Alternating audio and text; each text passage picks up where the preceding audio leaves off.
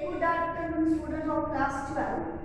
Today I am going to start your next chapter, which is in your first unit syllabus, that is theory of production.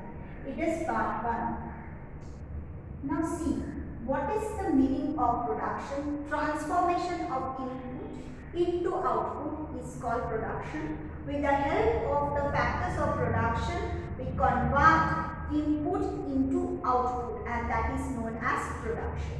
Now that we have learned in class 11, now I am talking about here what is production function. Production function, it is a function which shows the relationship between input employed and output achieved. Okay, here for the sake of taking, we have assumed that x1 and x2, these two are input, have been deployed in production process. It is not that only two input can be employed. For the sake of simplicity, we have assumed that only two input have been considered. Now, if this two input will be employed in the production process, then what will be our output level? So, this Q is known as the what output? That expected output, not the real output. Question can come that our product, the output which we are talking about, that is our expected or estimated output. It is not at all a real output. We are just guessing that if these two input will be employed in this proportion, then how much output will be available at our different stages. Okay, so output is, this output is an expected output, not at all a real output. Okay, production function can be written in this way, or it can be written in that way also. Okay, now in production function we have to, I have to tell what we have learned in class 11, whether you have remember or not. Let's see, if the rate of Q, meaning output, if the output achieved is more than the input employed, means if Qx or whatever Q is greater than that x1 and x2, means input employed is lesser than output achieved, or output achieved is more than the input employed, then it is known as IRS, done in class 11, or increasing return to scale. On the contrary, if Q is less than x1, x2, it is known as DRS, decreasing return to scale, means when input employed is more than what expected output achieved. Third one is known as constant return to scale when Q is exactly equal to x1, x2, means rate of input employed is just equal to, rate of output achieved is just equal to rate of input employed. So, there are three types of return to scale, though it is a long run concept, whatever. But as I have done in class 11, once more I am repeating this concept that when input achieved, input employed is lesser than what the output achieved, means rate of input employed, always the word rate has to be mentioned, no amount or quantity, nothing. When the rate of input employed is lesser than the expected output achieved, it is known as increasing return to scale. When Q is lesser than, means rate of output employed is lesser than rate of input employed is known as decreasing return to scale. When the rate of output employed is equal to the rate of input employed is known as constant return to scale. Okay, now see. Next I will do with the law of diminishing return, which is totally new. Law of diminishing return, first remember it is only applicable in the short run. So law of diminishing return. Sorry, just a minute. The law of variable proportion. Diminishing return after positive. Just a minute. I have just missed the point. Right. Law of variable proportion. Law of just variable. Specifically, I am underlining the word variable and proportion. Now what I have said, the law of variable proportion is applicable only in short run. Here we have assumed that in the production function, one factor is fixed and one factor is constant. Now the fixed factor is only available in the short run because in short run the time is limited. There is a shortage of time.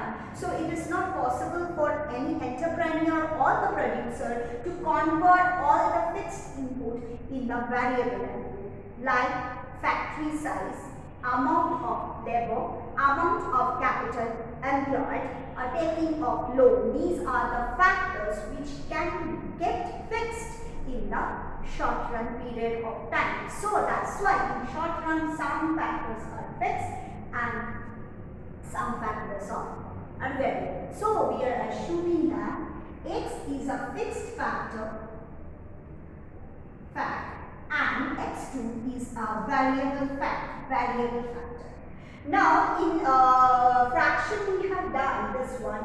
If one factor is fixed and the other factor is variable, the ratio is always variable. Look at the board. Okay, understood? Suppose 1 by 5. It is my fixed factor and it is my variable factor. Means in a production process, one variable factor has been employed and 5 fixed factor has been employed in order to get 1 unit of output. Again telling, in a production process, 1 unit of variable factor has been employed and 5 unit of fixed factor has been employed. So how I will give the real life example? Suppose in a 5 plots of land are there and in the 5 plots of land only 1 labor has been employed. Okay, now plots of land remain fixed, 5, 2 laborers are employed. Keeping the plot of land fixed, changing the laborers are the variable input, 4, 5.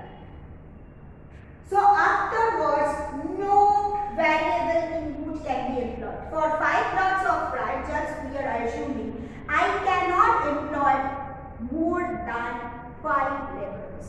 So when it is 5 by 5, if you will cancel it, I will get the answer 1, that is full. Full part of work has been completed. So no question of employing variable input. So what I have said, in variable proportion, one factor is fixed and other factor is variable. So keeping one factor fixed, when more and more variable input will be employed on the fixed factor, then what will happen?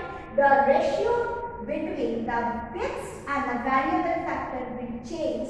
Not only that, they are valuable for. Okay, not only that, what will happen? The thing is this, that it is 1 by 5, it is 2 by 5, it is 3 by 5, it is 4 by 5, it is 5 by 5. Okay, understood means what if a plot of land is there? 1, 2, 3, 4. It should be equal. My drawing is not proper. Suppose 1, 2, 3, 4, 5. 5 plots of land are there. This is the fixed factor which cannot be changed. What fixed factor does? Fixed factor absorbs the variable factor. Unless and until this absorption will get completed, the variable factor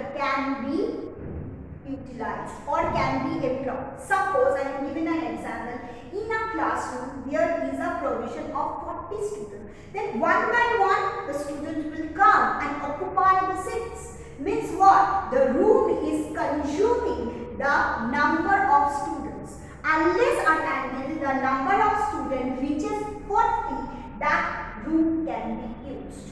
But after 40, that classroom cannot be used for what? Accommodating more students. So the concept is clear. One is fixed and another one is variable. So what fixed factor does? Fixed factor absorbs the variable factor. And when this process will get completed, then what will happen?